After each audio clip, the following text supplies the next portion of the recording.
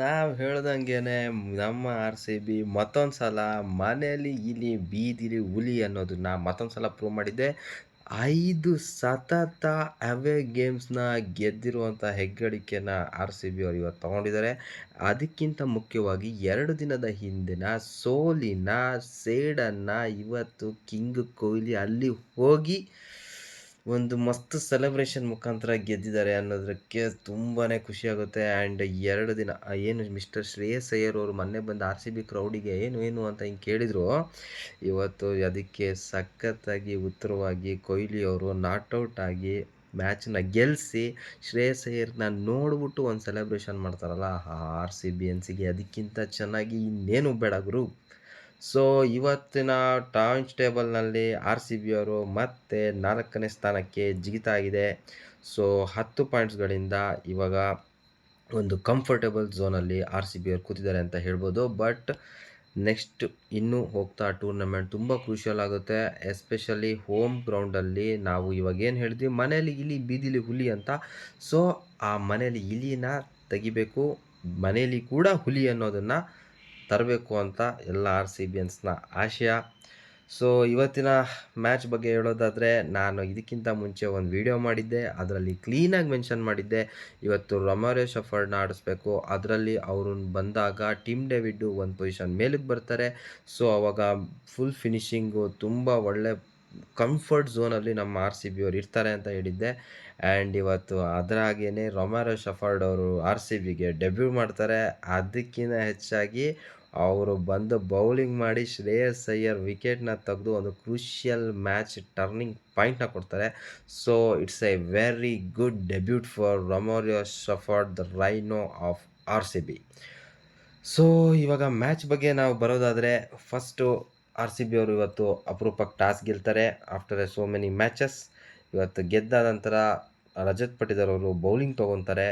ತಗೊಂಡ ನಂತರ match start ಆದಾಗ ಒಳ್ಳೆ ಓಪನಿಂಗ್ ಕೊಡ್ತಾರೆ RCB ವಿರುದ್ಧವಾಗಿ ಪಂಜಾಬ್ ಓಪನರ್ಸು.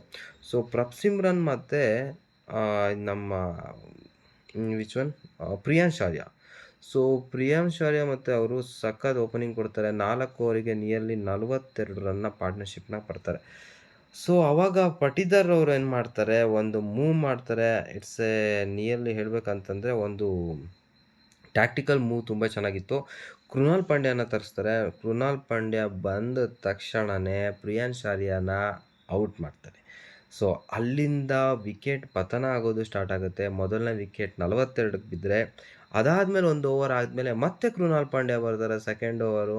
ಅಷ್ಟರಲ್ಲಿ ಪ್ರಭ್ಸಿಮ್ರನ್ನೂ ಔಟ್ ಆಗ್ತಾರೆ. It's a combination between Krunal Pandya and Tim David. So ಇಬ್ಬರು ಕಾಂಬಿನೇಷನಲ್ಲಿ ಸೊ ಇಬ್ರದ್ದು ಕ್ಯಾಚನ್ನು ಡೇವಿಡ್ ಅವ್ರು ಕ್ಯಾಚ್ ಹಾಕೊತಾರೆ. ಸೊ ಡೇವಿಡ್ ಅವರು ಗೊತ್ತು ನಿಮಗೆ ಎಲ್ಲರಿಗೂ, ನೆಕ್ಸ್ಟ್ ಲೆವೆಲ್ ಫೀಲ್ಡರು. ಅವ್ರ ಕೈ ಬಾಲ್ ಹೋಯ್ತು ಅಂದರೆ ಬ್ಯಾಟ್ಸ್ಮನ್ ಸೀದಾ ಪೆವಿಲಿಯನ್ ಕಡೆ ಹೋಗ್ತಾ ಇರ್ತಾನೆ, ಕ್ಯಾಚ್ ಹಿಡ್ದ್ಯಾರ ಅಂತಲೇ ಲೆಕ್ಕ.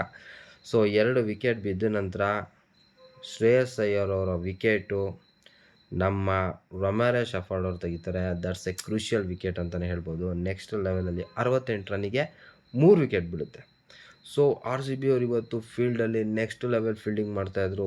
ಯಾವ ರೇಂಜಿಗೆ ಥ್ರೋ ಮಾಡ್ತಾಯಿದ್ರು ಅಂತ ಹೇಳಿದ್ರೆ, ಅದರಲ್ಲೂ ಒಂದು ರನ್ಔಟ್ ಆಯಿತು. ಅದೇ ಹೇಳಿದ್ನಲ್ಲ ನಿಮಗೆ, ಟಿಮ್ ಡೇವಿಡ್ ಹತ್ರ ಬಾಲ್ ಬಂತು ಅಂದರೆ ಶಿಸ್ತಾಗಿ ತಿರ್ಕೊಂಡು ಹೋಗ್ತಾ ಇರಬೇಕು ಅಂತ. ಇವತ್ತೇನಾಯಿತು ಅಂತ ಹೇಳಿದ್ರೆ, ನೆಲದ ಮೇಲೆ ಹೋಗ್ತಾ ಇರೋ ಬಾಲು ಕೂಡ ಹೆದರ್ಕೊಂಡು ರನ್ ಓಡಲಿಕ್ಕೆ ಇಂಗ್ಲೀಷ್ ಅವರು ತಿರುಗಲಿಲ್ಲ. ಸೊ ಲಾಸ್ಟ್ ಮ್ಯಾಚಲ್ಲಿ ನಮಗೆ ಉರಿಸಿದ್ರಲ್ಲಪ್ಪ ಸರಿಯಾಗಿ ಒಡೆರ, ಅವನಿಗೆ ಇವತ್ತು ಸಖತ್ತಾಗಿ ಒಡೆ ತಿನ್ನಿಸ್ಬಿಟ್ವಿ ನಾವು. ಸೊ ಡೇವಿಡ್ ಹಾಕಿ ಥ್ರೋನ ಕೊಹ್ಲಿ ತೊಗೊಂಡು ಅದನ್ನು ಕೀಪರಿಗೆ ಹಾಕಿ, ಸೊ ಕೊಹ್ಲಿ ಅವರ ಹೆಸರಿಗೆ ಒಂದು ರನ್ಔಟ್ ಬಂತು. ಸೊ ಅಲ್ಲಿಗೆ 76 ರನ್ಗಳಿಗೆ 4 ವಿಕೆಟ್ ಬಿದ್ದ ಮೇಲೆ ಕೊನೆಗೆ ಇಂಗ್ಲೀಷ್ ಅವರು ಒಂದು ರೇಂಜಿಗೆ ಪಾರ್ಟ್ನರ್ಶಿಪ್ ಕೊಡ್ತಾರೆ. ಬಟ್ ಅದು ಎಲ್ಲೂ ಸಾಲೋದಿಲ್ಲ. ಅದಾದಮೇಲೆ ಮೇಯ್ನ್ ಸುಯೇಶ್ ಶರ್ಮಾ. ಸೊ ಇವ್ರದ್ದೆಲ್ಲ ಆಗೋ ಟೈಮಲ್ಲಿ ಸುಯೇಶ್ ಶರ್ಮಾ ಬೌಲಿಂಗ್ ಬರ್ತಾರೆ.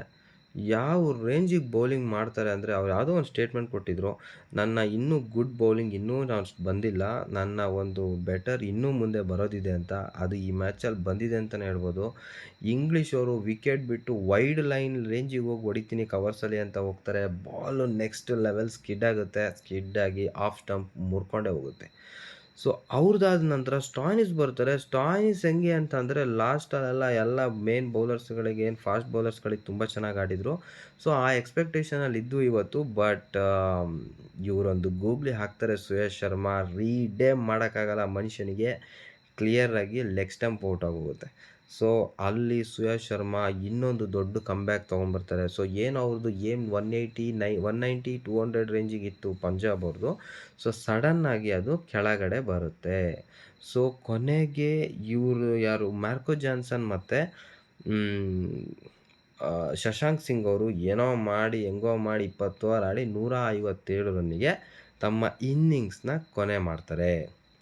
ಸೊ ಇದರಲ್ಲಿ ಏನಿದೆ ಅಂತ ಹೇಳಿದ್ರೆ RCB ಅವರು ಟಾಸ್ ಗೆದ್ದಿರೋದು ಮೊದಲನೇ ಬೆನಿಫಿಟ್. ಆದರೆ ಬೌಲರ್ಸ್‌ಗಳು ಫಸ್ಟು 4 ಓವರ್ ಹೊಡೆಸ್ಕೊಂಡ್ರು ನೆಕ್ಸ್ಟ್ ಕಮ್‌ಬ್ಯಾಕ್ ಮಾಡಿದ ರೀತಿ ನನಗೆ ಫಸ್ಟ್ ಮ್ಯಾಚ್ KKR ಮೇಲೆ ಆಡಿದ ಆ ಜೋಶ್ ಬಂದಂಗಾಯಿತು. So Krunal Pandya, Romario Shepherd, Suyash Sharma next ಲೆವೆಲಲ್ಲಿ ವಿಕೆಟ್ ಎತ್ತಿದ್ರೆ ಭುವಿ ಆ್ಯಂಡ್ ಹೆಜಲ್ವುಡ್ ಒಳ್ಳೆ ಎಕಾನಮಿಯಲ್ಲಿ ಬೌಲಿಂಗ್ ಮಾಡಿದರು. Totally team effort next level in the field.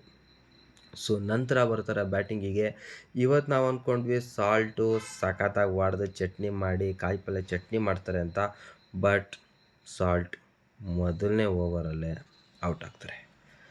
So ಇಲ್ಲಿಂದ ಶುರು ಆಗುತ್ತೆ ನೋಡ್ರಿ ಟ್ವಿಸ್ಟು. ನಾನು ಅಂದ್ಕೊಂಡೆ ಇವತ್ತು ದೇವದತ್ ಪಡಿಕ್ಕಲ್ ಬಂದಿದ್ದಾರೆ, ಓಕೆ ಅಣ್ಣ ತಮ್ಮ ಆಡ್ತಾರೆ, ಏನೋ ಒಂದು 7 ರನ್ ರೇಟಲ್ಲಿ ಹೊಡ್ಕೊಂಡು ಹೋಗ್ತಾರೆ ನೋಡೋಣ ಅಂತ ಅಂದ್ಕೊಂಡಿದ್ದೆ. ಬಟ್ ದೇವದತ್ ಪಡಿಕ್ಕಲ್ ಲಿಟ್ರಲಿ ನಾವು ನೋಡಿದ ದೇವದತ್ ಪಡಿಕ್ಕಲ್ಲೇ ಅಲ್ಲ ಗುರು. ಏನು ಇಂಟೆಂಟು, ಏನು ಸ್ಟ್ರೋಕ್ ಮೇಕಿಂಗು, ಎಂಥ ಟೈಮಲ್ಲಿ ಯಾವ ಬೌಲರಿಗೆ ಎಂಥ ಬಾಲಿಗೆ ಅಟ್ಯಾಕ್ ಮಾಡಬೇಕು ಅಂಥ ಬಾಲಿಗೆ ಅಟ್ಯಾಕ್ ಮಾಡಿ ಸಖತ್ತಾಗಿ ಮ್ಯಾಚ್ನ ತೊಗೊಂಡೋಗ್ತಾರೆ. ಅದಕ್ಕಿಂತ ಹೆಚ್ಚಾಗಿ ಅವ್ರು ಆಡಿದ್ದು ಹೆಂಗಿತ್ತು ಅಂದರೆ, ನನ್ನ ಹೋಮ್ ಗ್ರೌಂಡ್ ಬೆಂಗಳೂರಲ್ಲೇ ನನ್ನನ್ನೇ ಕೂರಿಸ್ತೀರಾ, ಈಗ ತೋರಿಸ್ತೀನಿ ನೋಡ್ರಿ ನನ್ನ ಆಟ ಏನು ಪಂಜಾಬ್ ವಿರುದ್ಧ ಅಂತೇಳಿ. ಅಲ್ಲಿ ಹೋಗಿ ಹೊಡಿತಾರೆ. ಯಾವ ರೇಂಜಿಗೆ ಹೊಡಿತಾರೆ ಅಂದರೆ 35 ಬಾಲಿಗೆ 61 ರನ್ನು ಪಡಿಕ್ಕಲ್. ಈ ಕಡೆ ವಿರಾಟ್ ಕೊಹ್ಲಿ ಅವರು 54 ಬಾಲಿಗೆ 73, 100 ರನ್ ಪಾರ್ಟ್ನರ್ಶಿಪ್ ಮಾಡ್ತಾರೆ. ಸೊ ಪಂಜಾಬಿಗೆ ಯಾವುದೇ ರೀತಿಯಾಗಿ ಮ್ಯಾಚಲ್ಲಿ ಕಮ್‌ಬ್ಯಾಕ್ ಮಾಡೋಕ್ಕೆ ಚಾನ್ಸ್ ಕೊಡೋಲ್ಲ. ಆ ರೇಂಜಿಗೆ ಬ್ಯಾಟಿಂಗ್ ಆಡ್ತಾರೆ ಪಡಿಕ್ಕಲ್ ಹಾಗೂ ಕೊಹ್ಲಿ ಅವರು. ಸೊ ಕೊಹ್ಲಿ ಅವರು ಒಂದು ರೇಂಜಿಗೆ ಆ್ಯಂಕರ್ ರೋಲ್ ಪ್ಲೇ ಮಾಡ್ತಾರೆ. ಬಟ್ ಪಡಿಕ್ಕಲ್ ಅವರು ಒಳ್ಳೆ ಇಂಟೆಂಟ್ ಇಟ್ಟು 175 ಸ್ಟ್ರೈಕ್ ರೇಟಲ್ಲಿ ಆಡ್ತಾರೆ. So after the Padikkal wicket Kohli ಅವ್ರು ನೋಡಿದಾಗ 43 ಬಾಲಿಗೆ 49 ರನ್ ಹೊಡೆದಿರ್ತಾರೆ. ಸೊ ಅವರು 50 ಆಗುತ್ತೆ, 44 ಬಾಲಿಗೆ 50. ಸೊ ಆಫ್ಟರ್ ದಟ್ ನೀವು ನೋಡ್ಬೋದು 54 ಬಾಲಿಗೆ 73 ರನ್ ಹೊಡಿತಾರೆ ಕೊಹ್ಲಿ ಅವರು. So the intent, the gear changing Kohli ಬಿಟ್ಟರೆ ಇನ್ಯಾರು ಆ ರೇಂಜಿಗೆ ಮಾಡೋಕ್ಕಾಗಲ್ಲ. ಟೆಸ್ಟ್ ಆಗಿರ್ಬೋದು, T20 ಆಗಿರ್ಬೋದು, ಒನ್ ಡೇ ಆಗಿರ್ಬೋದು, ಚೇಸಿಂಗ್ ಅಂತ ಬಂದರೆ ಕಿಂಗ್ ಯಾರು? ನಮ್ಮ ಬಾಸು ಕೊಹ್ಲಿ. ಸೊ ಯಾವ ಟೈಮಲ್ಲಿ ಏನು ಆಡಬೇಕು, ಯಾವ ಟೈಮಲ್ಲಿ ಏನು ಮಾಡಬೇಕು, ನೆಕ್ಸ್ಟ್ ಲೆವೆಲಲ್ಲಿ ಮಾಡಿ ಮ್ಯಾಚನ್ನ ಇವತ್ತು ಗೆಲ್ಲಿಸಿದ್ದಾರೆ. ಆ್ಯಂಡ್ ರಜತ್ ಪಡಿದಾರ್ ಅವರು ಸ್ವಲ್ಪ ಸ್ಲೋ ಆಡಿದ್ರು ಇವತ್ತು. 13 ಬಾಲಿಗೆ 12 ಆಡಿದ್ರು. But after that Jitesh Sharma ಬಂದು ಒಂದು 6 ಹೊಡೆದು ಮ್ಯಾಚ್ನ ಫಿನಿಶಿಂಗ್ ಮಾಡಿ RCBನ ಇವತ್ತು ಗೆಲ್ಲಿಸಿದ್ದಾರೆ. ಆಫ್ಟರ್ ದಟ್ ಒಂದು ಸೆಲೆಬ್ರೇಷನ್ ಮಾಡ್ತಾರ್ರಿ ಒಂದು ಕೊಹ್ಲಿ. ನೋಡ್ಬೇಕ್ರಿ, ಕಣ್ಣಿಗೆ ಹಬ್ಬ. ನಮ್ಮ ಕಿಂಗ್ ಕೊಹ್ಲಿ ಖುಷಿಯಾಗಿದ್ದಾರೆ ಅಂತಂದರೆ RCBಯನ್ಸಿಗಲ್ಲ, ಇಡೀ ಇಂಡಿಯಾದವರಿಗೆ ಖುಷಿಯಾಗುತ್ತೆ. ಸೊ ಆ ಥರ ಮ್ಯಾನರಿಸಮ್ ಇರೋ ವ್ಯಕ್ತಿ. ಸೊ 36 ಇಯರ್ಸ್ ಏಜಲ್ಲೂ ಈ ರೇಂಜಿಗೆ ಫೀಲ್ಡಿಂಗ್ ಮಾಡಿ ಆ ರೇಂಜಿಗೆ 20 ಓವರ್ಸ್ ಬ್ಯಾಟಿಂಗ್ ಆಡೋದಿದೆಯಲ್ಲ, it's not an easy job. And Kohli ಮಾತ್ರ ಇವತ್ತು ಸೂಪರ್. ಸೊ ಟೋಟಲಿ RCBಯನ್ಸಿಗೆ ಇವತ್ತು ಪಂಜಾಬಿಗೆ ಹೋಗಿ ಆ ಸೆಲೆಬ್ರೇಷನ್ ಮಾಡಿ ಗೆದ್ರಲ್ಲ, ಸೊ ಇವತ್ತಿಗೆ ಅದಕ್ಕಿಂತ ಖುಷಿ ಇನ್ನೊಂದಿಲ್ಲ. And let's see next match home ಗ್ರೌಂಡಲ್ಲಿದೆ, ಅವತ್ತು ಮನೆಯಲ್ಲಿ ಹುಲಿಯಾಗೆ ಬರ್ತೀವಿ. ಎಸ್.